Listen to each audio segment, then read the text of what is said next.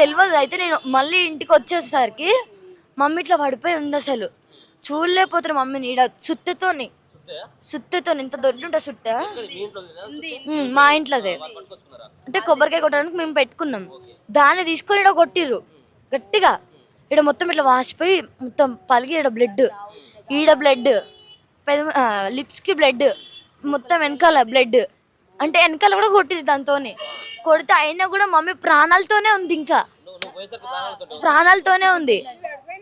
అంటే dining table పైన ఉన్న వస్తువులన్నీ కింద పడేసిరు. అంటే డౌట్ రావాలి మా అమ్మే పడ్డదని చెప్పేసి అని అన్ని కింద పడేసి మొత్తం ఆగమాగా చేసిరు ఇల్లంతా. అయితే నాకు ఏమనిపించింది అంటే, మా అమ్మ చేతికి నా బ్రాస్లెట్ ఉండే. నా బ్రాస్లెట్ అది ఎంత టైట్ ఉంటుంది అంటే నాకే టైట్ ఉంటుంది, అది మా అమ్మకి ఇంకా టైట్ ఉంది. అంత టైట్ బ్రాస్లెట్ ఎవరు పీకినా రాదు. అలాంటిది మా మమ్మీ ఆడ పడిపోయి ఉంటుంది, ఫ్రిడ్జ్ దగ్గర ఎట్లా పడింది అంటే ఇప్పుడు పోలీసు వాళ్ళు నిర్లక్ష్యం చేస్తేనే కదా ఇప్పుడు మమ్మీ ప్రాణాలు పోయినాయి. అలా సరే రిమాండ్ నుంచి ఎందుకు వదిలిర్రు వాళ్ళు? ఇప్పుడు కోర్టు రోజు వరకు ఉంచొచ్చు కదా.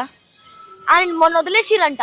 ఆ ధైర్యంతో మా అక్క ధైర్యం తీసుకొని ముగ్గురు కలిసి చంపేసిరు మా అమ్మని. నువ్వు వచ్చేసరికి ప్రాణాలతోనే ఉన్నది కదా, మరి మీ అమ్మని మళ్ళీ ఏమన్నా దావకానికి హాస్పిటల్కి ఏమైనా పంపించడం ప్రయత్నం చేసినవా? నన్ను ఏం మాట్లాడియలే సార్ వాళ్ళు. పిఎస్కి ఫోన్ చేస్తాడు, ఫోన్ చేయలేయలే.